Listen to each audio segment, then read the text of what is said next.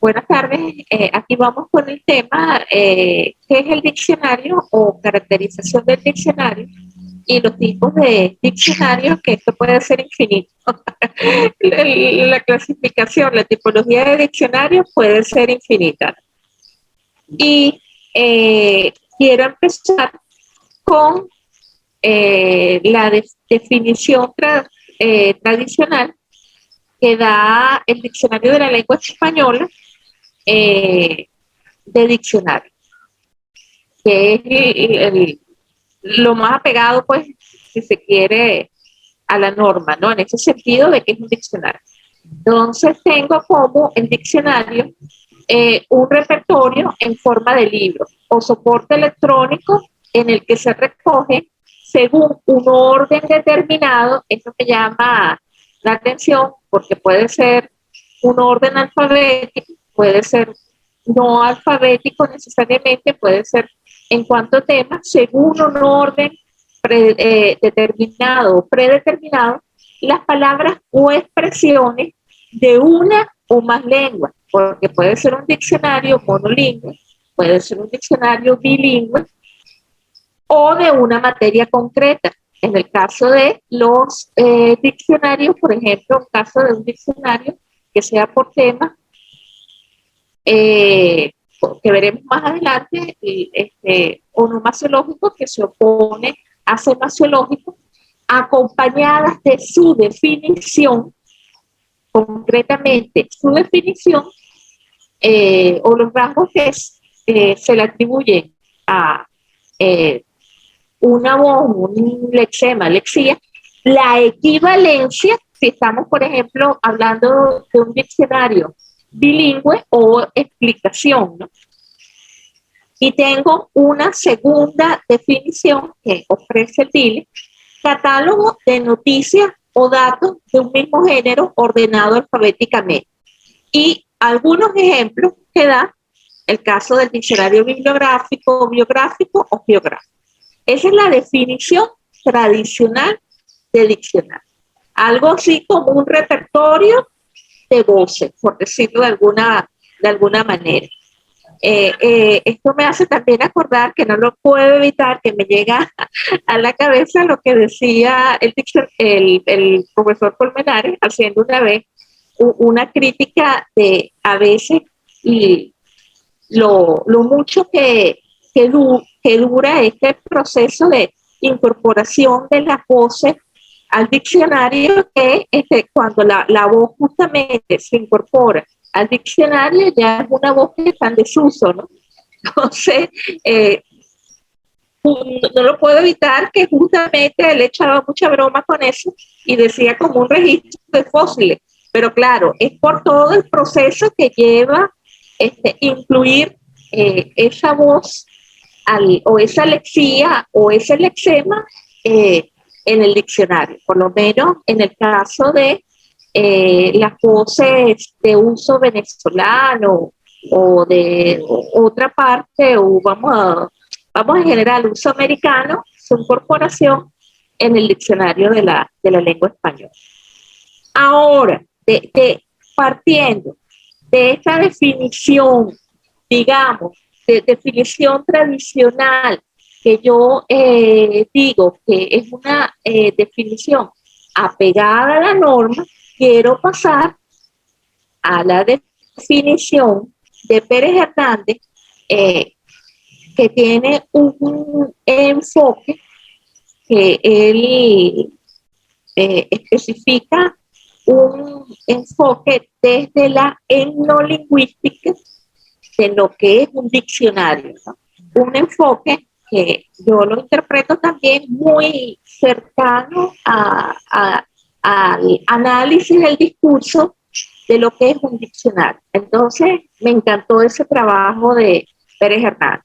Él dice, más que ser entendido como simples herramientas decodificadoras, donde yo voy a buscar esta palabra, significa tal cosa, obras de referencia y auxiliares de investigación, se propone privilegiarlos como producciones ideologizadas que muestran una determinada y condicionada visión de las realidades que describen, a pesar de los esfuerzos técnicos y de objetivación científica exigidos por la técnica lexicográfica. Claro, cuando hablamos de técnica lexicográfica, se hace referencia a un estudio de la incorporación de las voces, lexemas, lexías científico, un estudio científico. No obstante, bueno, acuérdense que el primer tema que se tocó en este módulo de lexicología y lexicografía, que la lexicología adquiere carácter científico en el siglo XX. Aún en el momento en que Pérez Hernández hace versión, dice que a veces ese rigor científico que debería hacerse a la hora de hacer a la hora de hacer un diccionario no se ve, digamos, afectado porque un diccionario tiene un contenido ideológico y tiene una intencionalidad. Me llamó la atención que él utiliza justamente la palabra intencionalidad, que es un enfoque de la pragmática, y en consecuencia de el análisis del discurso. Entonces, en esa intencionalidad está el elemento ideológico del lexicógrafo que se va a manifestar en el diccionario. O sea, me encantó esa definición de él. Bueno, ese enfoque que le da Pérez Hernández justamente, o digamos, para utilizar la terminología apropiada, esa perspectiva teórica que le da Pérez Hernández, él la identifica como etnografía, en otras partes habla de etnolingüística y en otras partes propone el término etnolexicografía. Bueno, ¿qué consiste en la posibilidad de conjugar en el diccionario los acercamientos ideológicos, sociológicos y culturales que gracias a las producciones intelectuales entendidas como objetos de cultura, resultado de un pensamiento, circunstancia histórica y de configuración social, hacen posible vislumbrar y recrear imágenes y definiciones de hombres. Este es el enfoque que él le da, y yo siento que aunque él no lo manifiesta en este trabajo, también hay una perspectiva de la pragmática lingüística más cercana al análisis del discurso de la concepción del diccionario, porque entendemos o tenemos una idea de que los diccionarios son muy objetivos. No, el diccionario ya está mostrando la postura ideológica del lexicógrafo, y una prueba de ello es el diccionario de la academia en relación con el tratamiento de las voces de uso venezolano, de uso argentino, de uso americano en general, aunque la cosa ha mejorado recientemente, ¿no? Ajá. Otra definición que ofrece este lexicógrafo, que actualmente es secretario en la academia, objeto cultural que presenta el léxico de una o varias lenguas, bueno, lengua, si es una o varias lenguas, bajo como forma alfabética, dando de cada término un cierto número de información. Ahí observamos que esta definición, que es de Dubois, que lo cita Pérez Hernández, se deja colar como los tipos de diccionario, que los tipos de diccionario se plasman en la definición, por lo menos en el caso cuando nos dicen una lengua o varias lenguas, ahí está justamente una clasificación, los diccionarios monolingües o los diccionarios bilingües y hasta de los diccionarios multilingües. Y Eh, el trabajo de Pérez Hernández en sus consideraciones me encanta como él empieza a decir lo que no es un diccionario para llegar a lo que es un diccionario, ¿no? O va de lo que son los diccionarios, lo que uno entiende, pero lo que él quiere aportar, que insiste en que nosotros veamos que son también los diccionarios. Entonces tenemos un primer punto, que los diccionarios son algo más que textos que cumplen una única función metalingüística, una referencial de darnos el significado de un lexema. Que los diccionarios son algo más que textos que describen la realidad referenciada por signos léxicos. Proceso de codificación, que los diccionarios no son más que textos despersonalizados y objetivos. Tenemos esa concepción de que un diccionario es objetivo y despersonalizado o impersonal. No. Y prueba de ello son los diccionarios diferenciales, justamente, que toman como referencia el español peninsular en relación a una de las variedades del español americano. Los diccionarios nunca serán totalmente objetivos ni totalmente impersonales. Ahí está, por más carácter, rigurosidad científica, siempre se va a dejar colar la ideología del lexicógrafo, ¿no? Lo ideal es que sea lo más científico posible para que ese elemento ideológico sea menor. Y 4, que los diccionarios, contrariamente a la creencia general, son textos cargados de informaciones mediatizadas por la subjetividad del lexicógrafo que graba en él su visión de mundo. Sabemos muy bien que el concepto de visión de mundo corresponde a la pragmática lingüística, y esto me hace probar que la perspectiva teórica que adopta el lingüista, el lexicógrafo, no solamente está en la etnolingüística, también habla de lexicografía, sino en la pragmática lingüística, muy acercándose a el análisis del discurso, ¿no? Ahora pasamos a los tipos de diccionarios. Esto de los tipos de diccionarios me puso a mí a reflexionar, porque uno tiene varios tipos que maneja, pero en la actualidad esto puede ser infinito. Esto puede ser infinito.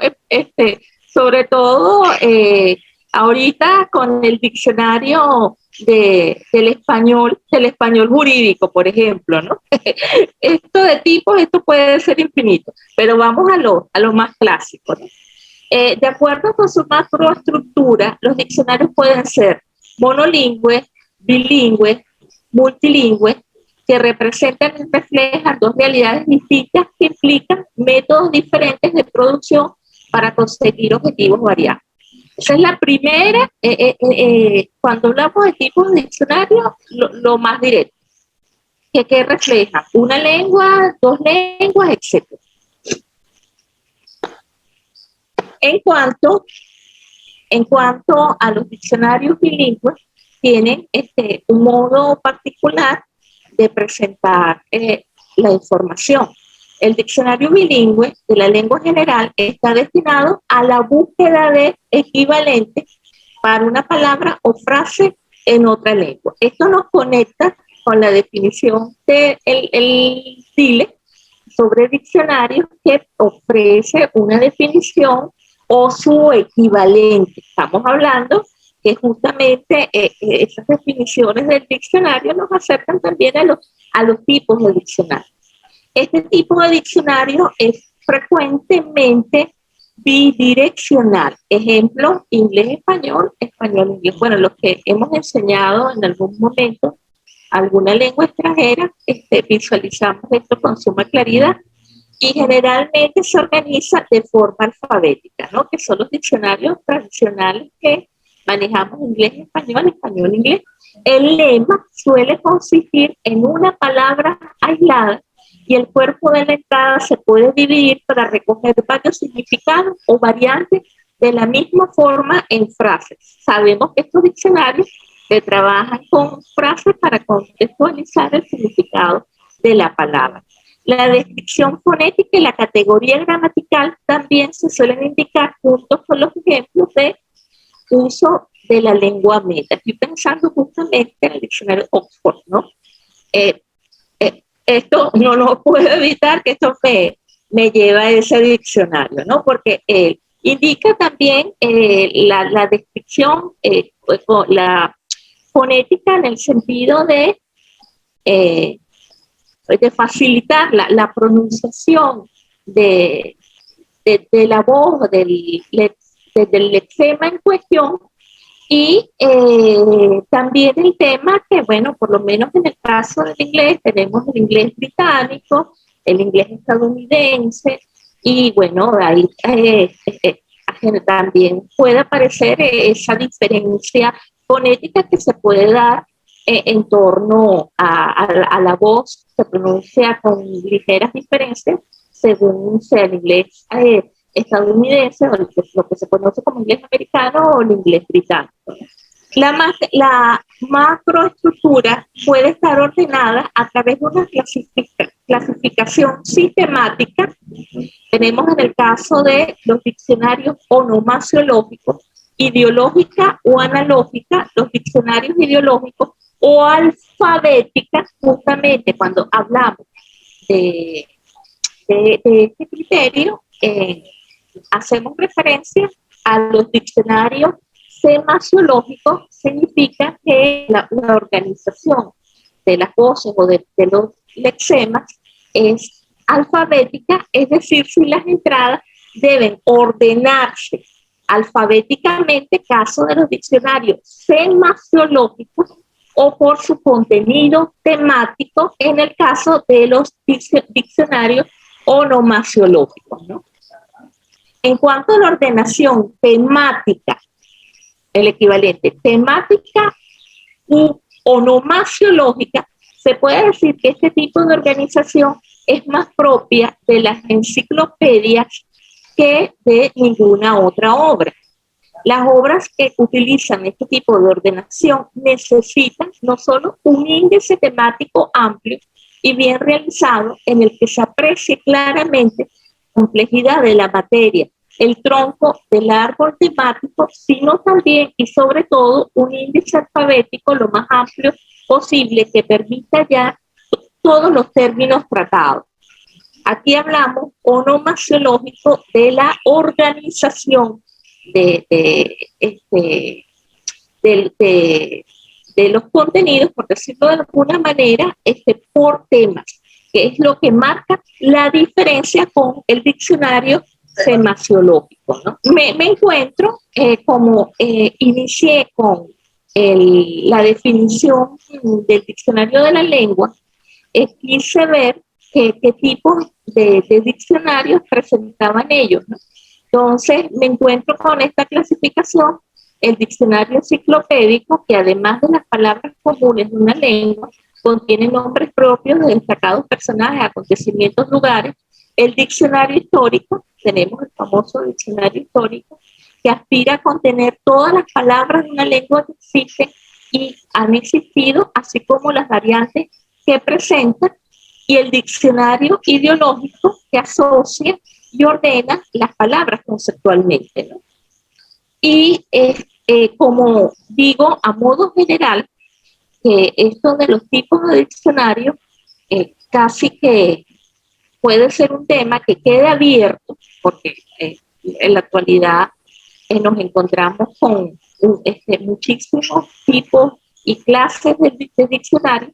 Tenemos el diccionario normativo o descriptivo, tenemos también el famoso diccionario de sinónimos y antónimos, tenemos un diccionario de dudas. Esto me recuerda esta presentación del diccionario de dudas, el diccionario de Larousse, de dudas, que justamente es en relación al uso de algunas palabras y para aclarar, ¿no? Más que todo sigue un criterio prescriptivo. Tenemos el diccionario de expresiones idiomáticas.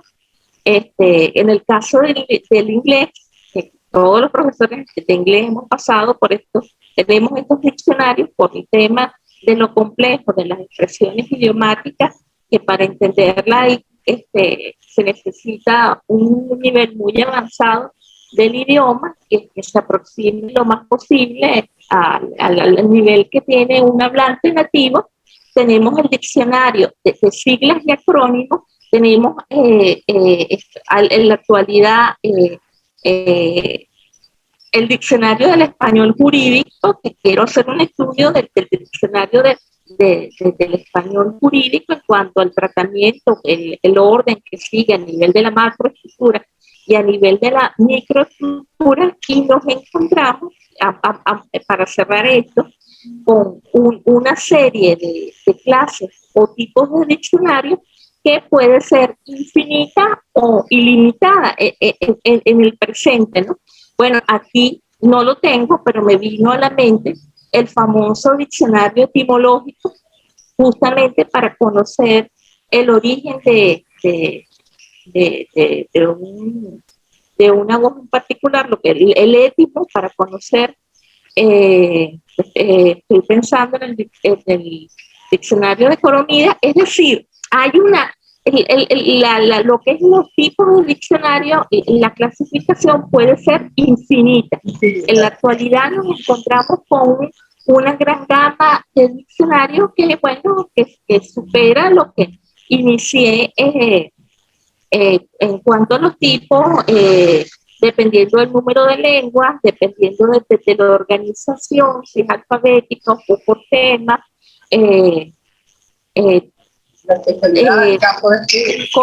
una gran gama infinita, yo diría prácticamente infinita de diccionarios, ¿no? Y con esto cierro este punto de los diccionarios.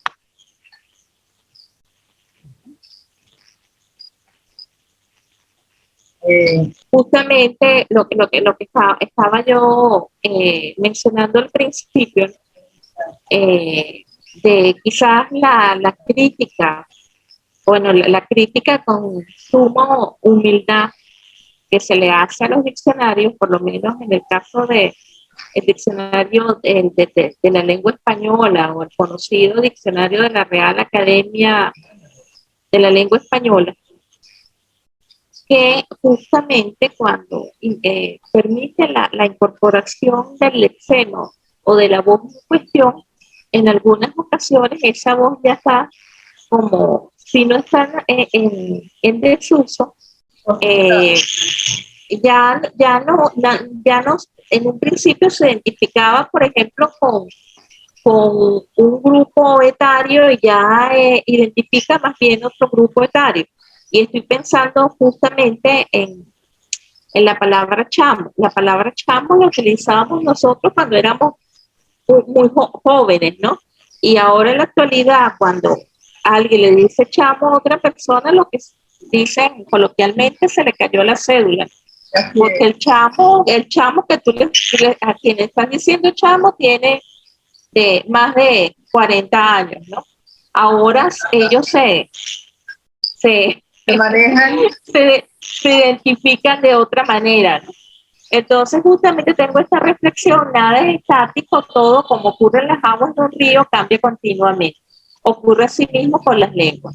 Ese dinamismo las mantiene vivas. Sin embargo, ese dinamismo no se plasma en los diccionarios, y menos aún en aquellos diccionarios como el diccionario de la Real Academia de la Lengua Española, cuyo objetivo es hacer una representación significativa de una lengua tan vasta como la hablada y escrita en Hispanoamérica.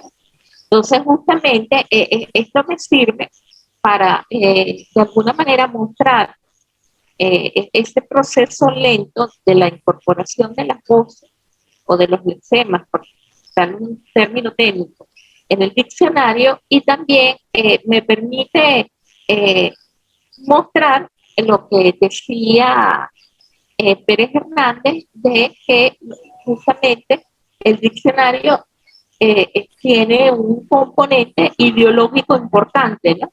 Aquí, por lo menos en este diccionario, el diccionario de la lengua española, se ve ese componente ideológico, ¿no?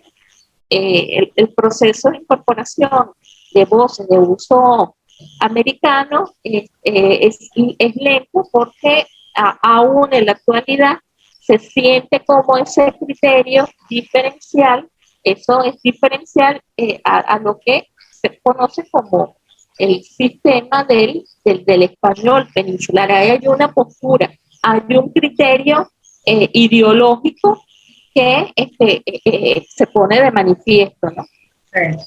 Y siguiendo, en este caso no mencionando a Chumaceiro, que como dices tú, yo la menciono mucho, hoy le tocó el protagonismo a Francisco Javier Pérez Hernández, dice, una de las grandes tragedias del lexicógrafo consiste en cómo hacer que el registro de las voces sea consone con el uso dado en una comunidad, es decir, muestre la significación adecuada de cada palabra según su situación de habla. Yo me acuerdo que esto también me hace acordarme de algunos tratamientos particulares que le dio el diccionario de la academia a las voces de uso venezolano, que después en ediciones más recientes fueron corregidos, como fue el de la palabra tango, ¿no? Y también como fue el caso de la voz ubi ubi, que era una locura, ¿no? Era algo así como mono que duerme de día con la cabeza entre las piernas. Entonces, esa definición, primero, no, muy descabellada y que, bueno, alejaba este oficio, este arte, esta ciencia de la lexicografía en rigor científico, ¿no? De rigor científico que se propone, ¿no? En el tratamiento de las voces. Bueno, y justamente en esta parte yo hago también como muchísimo hincapié, porque ya en la actualidad no ocurre eso, ¿no? Pero en ese momento aún existía como ese prejuicio, no sé, esa visión de inferioridad respecto a las voces de uso venezolano, que era, lo teníamos y ni siquiera sabíamos que estábamos conscientes de ello, de que el venezolano habla mal, que va en contra de las reglas, etcétera. Entonces, de alguna manera, en cuanto al componente léxico, yo ver lo contrario. Hago mucho énfasis en que justamente el léxico venezolano es reflejo de la identidad del hablante de estas tierras, ¿no? De su modo de vida, de cómo él visualiza el mundo o cosmovisión, ¿no? Lo que se puede ver es más bien todo lo contrario. La gran creatividad se pone de manifiesto, la creatividad, y esa creatividad se manifiesta en otras cosas, se manifiesta en el caso de la sufijación, que lo vimos en la clase pasada, en algunos sufijos que, bueno, que porque justamente la sufijación es uno de los procesos que más frecuentes, más ricos de la lengua, y es aún más rico en el caso del léxico venezolano, ¿no? Se pone aún más de manifiesto ahí, ¿no? Entonces, en esa primera parte, ese es mi objetivo, ¿no? Y lo que tú manifiestas que me encanta esa, bueno, aquí tengo, hablando justamente de la sufijación,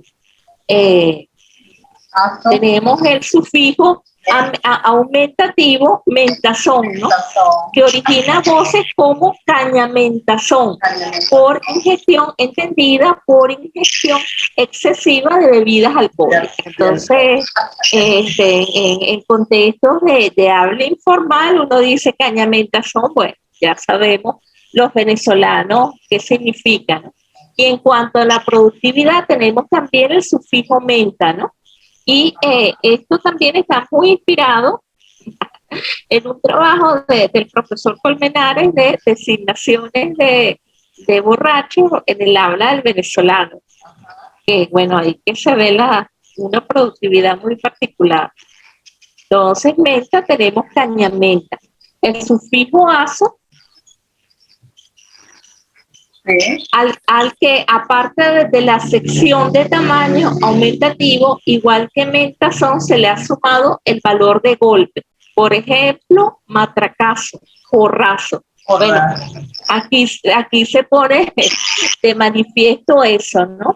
Bueno, y si vamos a un poquito más allá, en este contexto del alcohol, del borracho, etcétera, y agarramos al ron y le colocamos el sufijo aso y nos encontramos con ronazo, whiskyzazo.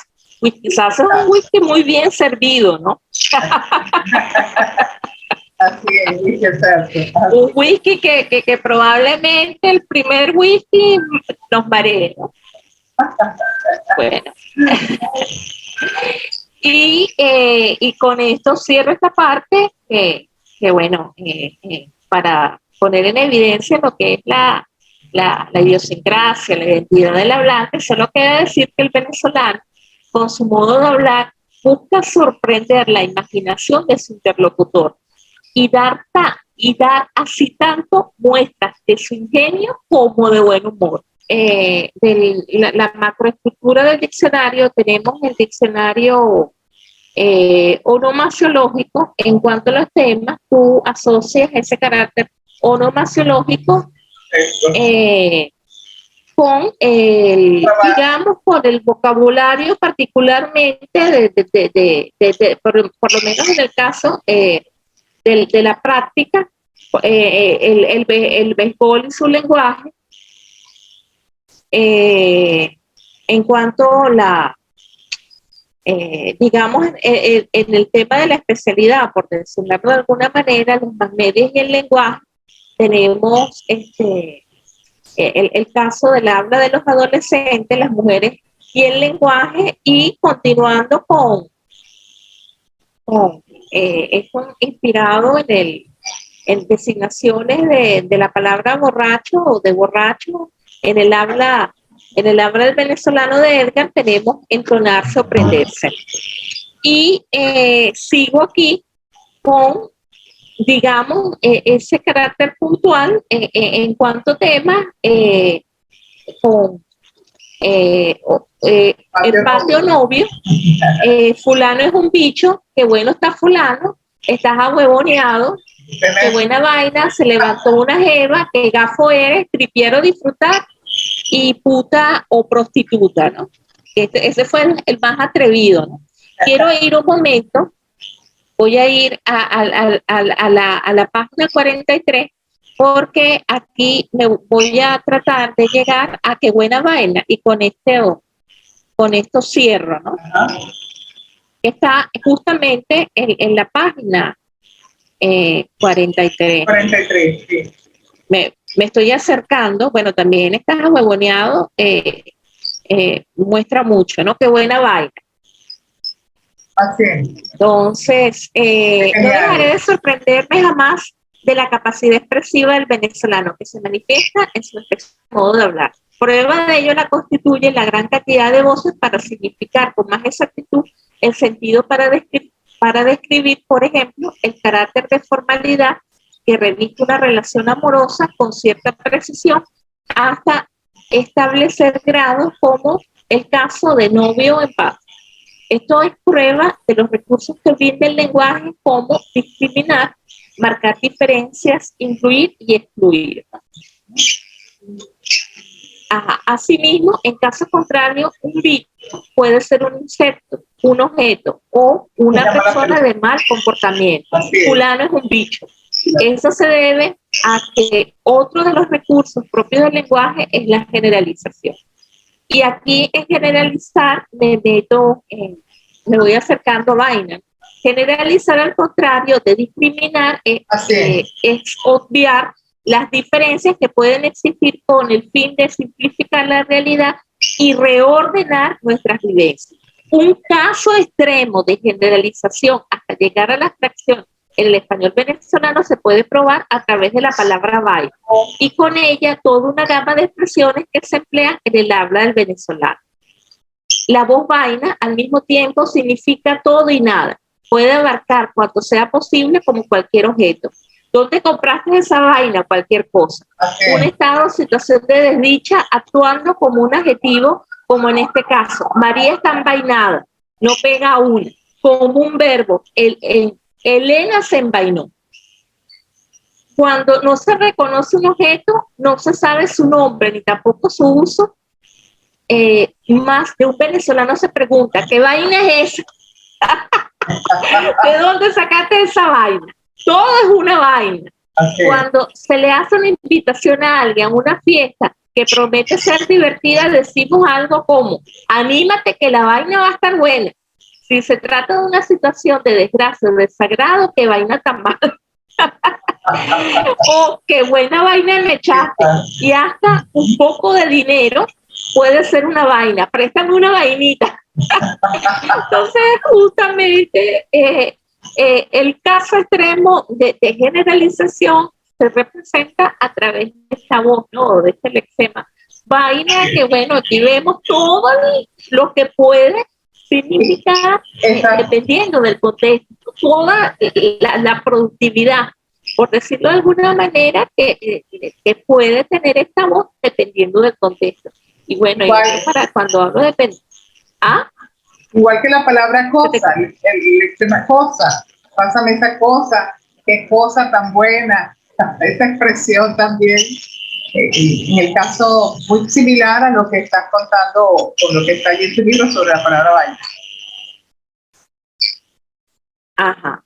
Bueno, sí, también la palabra cosa, estoy tratando de, aunque parece que yo utilizo más vaina que cosa.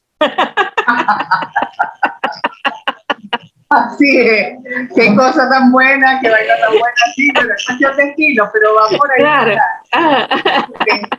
Pero, entonces, justamente, y con este mensaje, por eso los calificativos despectivos hacia nuestro modo de hablar como vulgar solo revelan el desconocimiento que cada comunidad tiene de su particular modo de expresión, producto de la percepción personal que tienen sus integrantes de cuánto les rodea.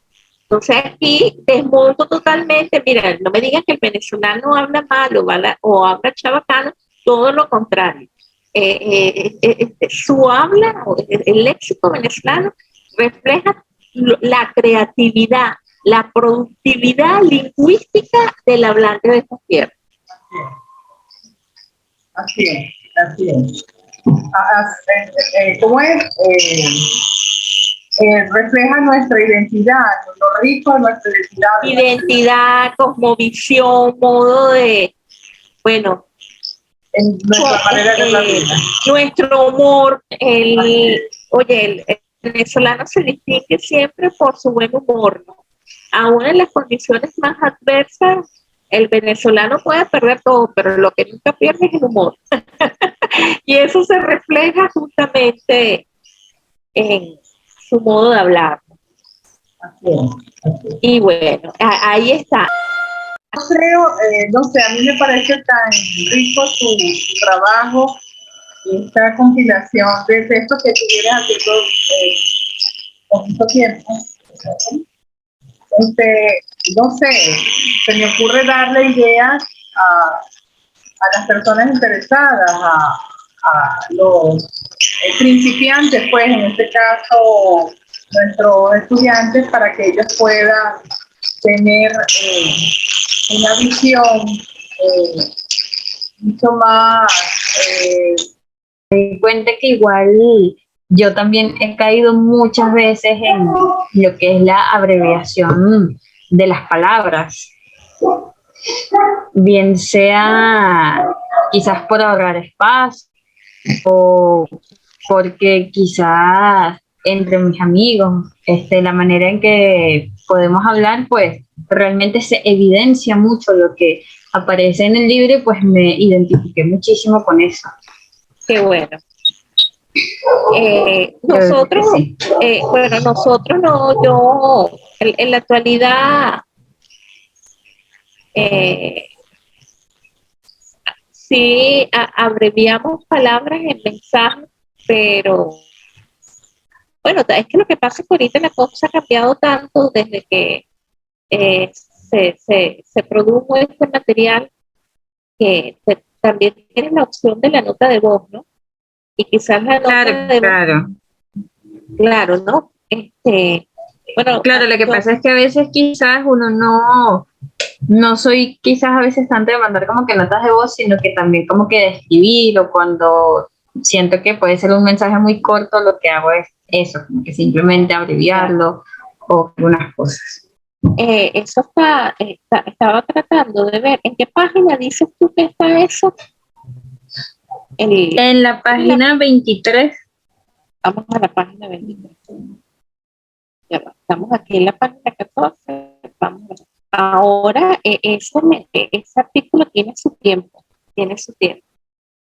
claro, claro. Tiene más o menos como más de 10 años, ¿no? Entonces, imagínate con el tema de las telecomunicaciones en ese momento en relación a cómo estamos ahorita, ¿no?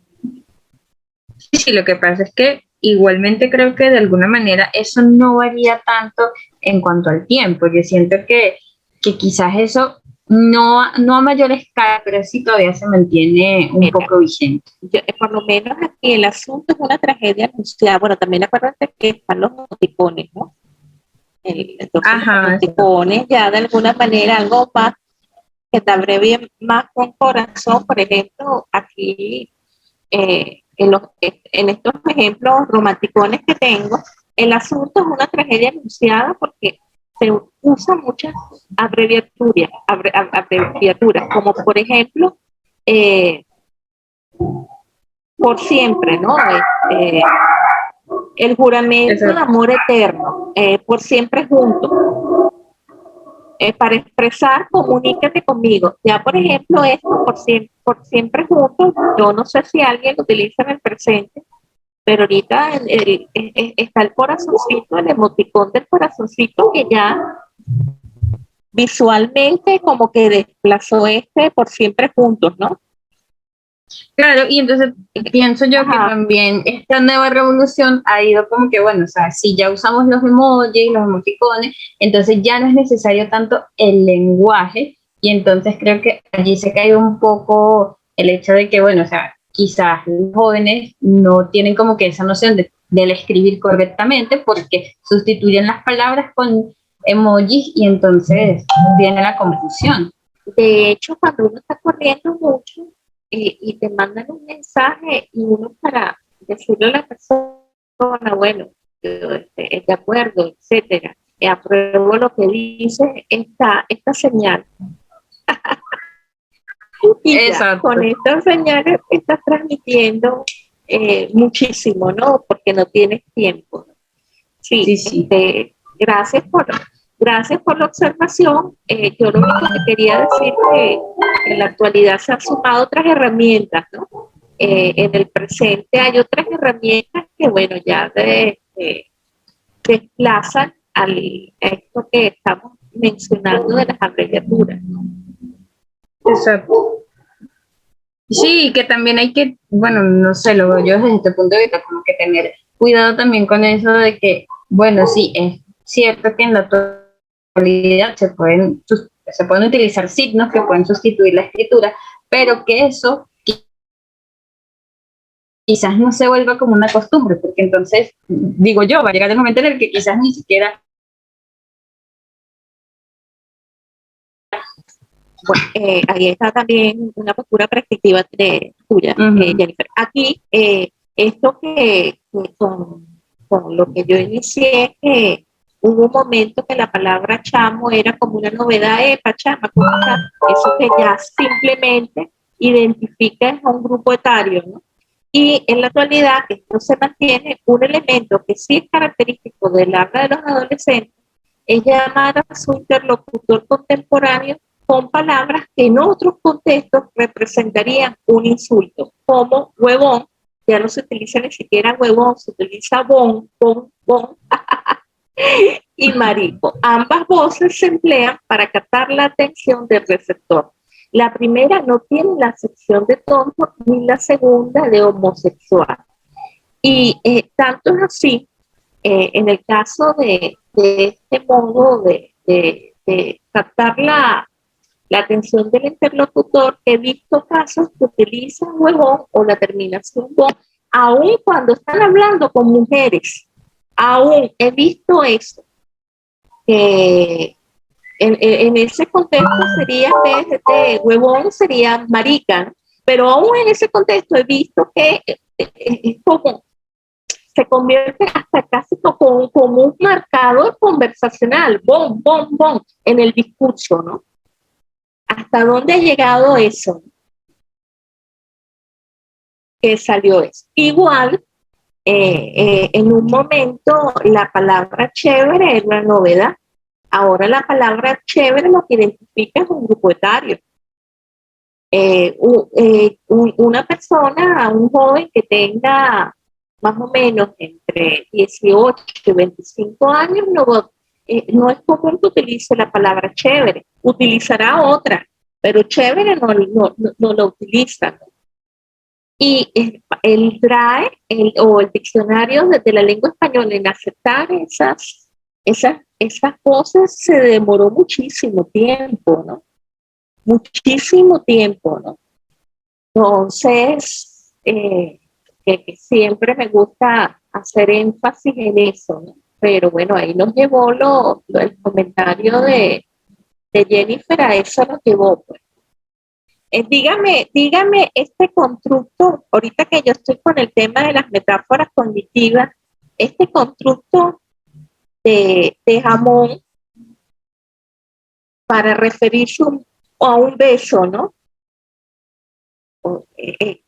Aquí estoy de acuerdo también en que jamón tiene una acepción que implica mucho más que besuqueo.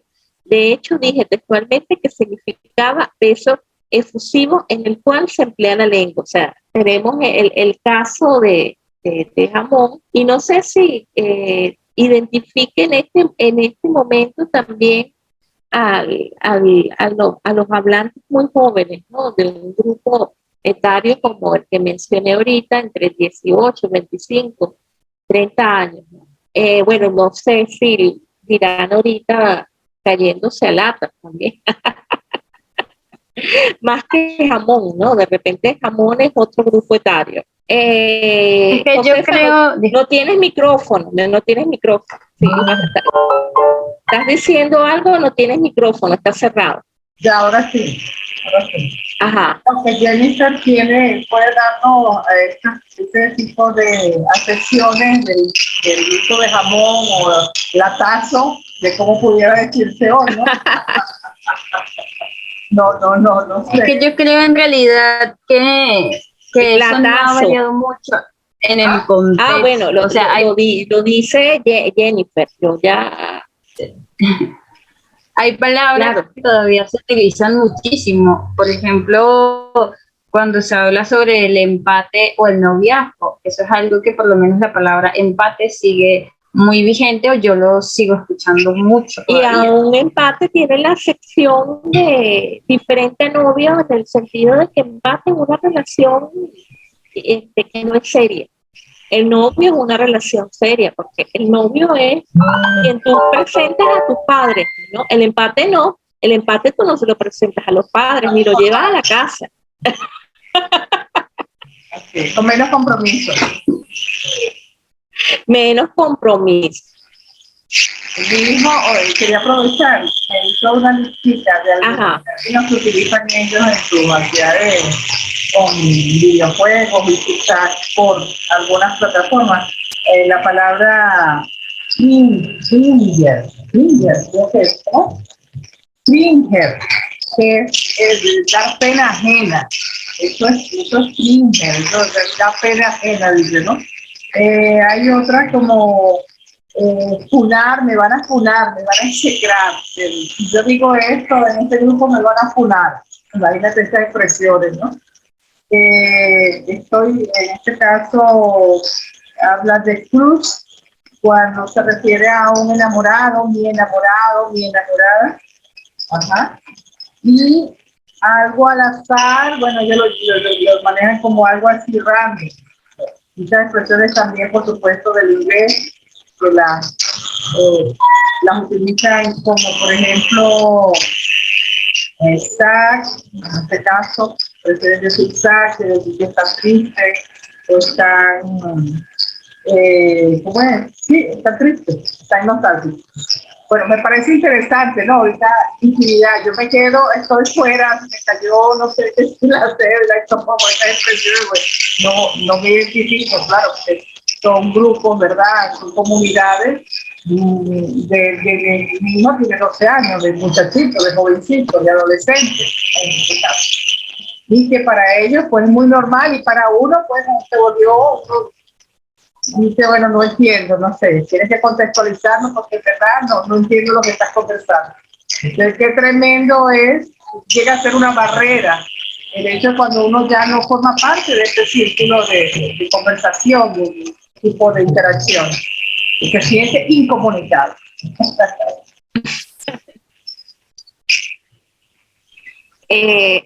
Hace como 10 días, un profesor, el que me tutorió mi tesis de estudios del discurso, utilizó la palabra jubilarse, ¿no? Pero jubilarse no con la sección de me voy a jubilar por ejemplo, de una institución pública, sino jubilarse con la sección cuando uno no entraba a clase, que me salía, me jubilé. No me quedé. Me jubilé de la clase, ¿no? Y yo, cuando visualicé, yo dije, este profesor es contemporáneo conmigo, porque bueno, yo nunca me jubilé, yo era muy respetuosa, no me salía de la clase, pero sí tenía compañeras que se jubilaban de la clase. Y yo dije inmediatamente por ese uso de la palabra jubilarse con esa sección, identifiqué, este profesor es contemporáneo conmigo. Claro, en la actualidad yo no sé si se utilice eso, por lo menos en un colegio, en una escuela. Me jubilé con el significado de no entré a la clase. Pero bueno, me parece interesante lo que comentó esta joven, Jennifer, estudiante. La idea es que ella se motive a hacer algo que le guste, que le llame la atención, bueno, para efectos de alguna propuesta o actividad. Al final, que ya, bueno, queda poco tiempo, pero hay que darle, hay que estudiar, a ver por dónde puede ir ella, ¿cómo es? Orientando lo que ella quiera trabajar. Y allí me gustaría ver si Isabel, bueno, con toda esta experticia puede también orientarla, pues, a hacer algo sencillo, pero que sea consono con lo que se ha tratado. A mí me apasiona mucho esta unidad temática del curso. No, quería hacerle como un comentario final, que usted había dicho que quizás el libro pues se alejaba mucho de la realidad que hoy se vive en día. No, yo no dije que se alejaba mucho de la realidad, que de repente algunas cosas han cambiado, pero no que se aleja mucho de la realidad. El libro todavía refleja la realidad del hablante venezolano, pero por lo menos en el caso de las abreviaturas tenemos los emoticones que también están compitiendo con esas abreviaturas. No, claro, a lo que yo me quería enfocar. Y están ganando, ¿viste, Jennifer? Y están ganando, están compitiendo y están ganando. lamentablemente. Que el comentario que le quería hacer era eso, que muchas de las cosas que allí aparecen, mejor dicho, muchas no, todas básicamente, porque las leí todas, o sea, realmente se siguen utilizando, o sea, a mi parecer no han cambiado nada. Qué bueno. Bueno, han cambiado en el sentido, por lo menos en el contexto de las telecomunicaciones, son elementos que se van sumando, ¿no? Y que tienen su influencia ahí, ¿no? El lenguaje. Tienen gran influencia. Pero lo importante es partir de lo que ya conocemos, de lo que ha existido para poder Claro. remontarla a estas nuevas realidades. Yo creo que eso es vital. No podemos descartar el pasado para enfrentarnos al presente y al futuro. Por supuesto. Eso es un acervo fundamental, la memoria léxica de nuestra tierra, de nuestro país. Eso es importantísimo. No podemos hacer arraigo o cualquier algo con valor si no tenemos como bien claro. Por supuesto. Pues, que ya está asentado. En la actualidad, Jenny, se utiliza, por ejemplo, pepiado. ¿Eso está pepiado? Creo que no. No, ¿verdad? ¿Y ahora? Mi tía utilizaba mucho, eso está pepiado. Pepiado significa que está súper chévere. Está muy chévere, eso es muy bueno, está pepiado. Y bueno, ahí se refleja en ese uso el grupo. ¿Ah? Está Pepita, me dicen por acá una interlocutora invitada. Pepita. Pepita, pepiado. Pero creo que nos identifica más o menos eso como más contemporáneo en todo caso con nosotras, ¿no? No con la estudiante. Pero bueno, de ahí también está el factor de la variación en el sentido de considerando el grupo etario, quedó chama y chamo. Quedó chamo y chama, pepiado, chamo y chama, chévere. Yo no sé si tú te acuerdas, Josefa, cuando se empezó a utilizar la palabra chévere de la novela, creo que era La Dama de Rosa, que la transmitían, la llevaron a las Islas Canarias. A las Islas Canarias. Y la gente en Tenerife, utilizando la palabra chévere porque le parecía, bueno, una novedad utilizar esa palabra. Y justamente la palabra chévere llegó ahí a través de esa novela, ¿no? Por ejemplo, te estoy hablando, se me cayó la cédula, te estoy hablando como de la época de los 90, por ahí. Ya de los 80, 90, ¿no? 80 más o menos, no, pero no quise decir los 80, los 90, por favor. Sígueme la corriente. Pero ya 90 son 3 décadas. Ahí mismito. Ahí estamos. Nos despedimos, chao, salimos.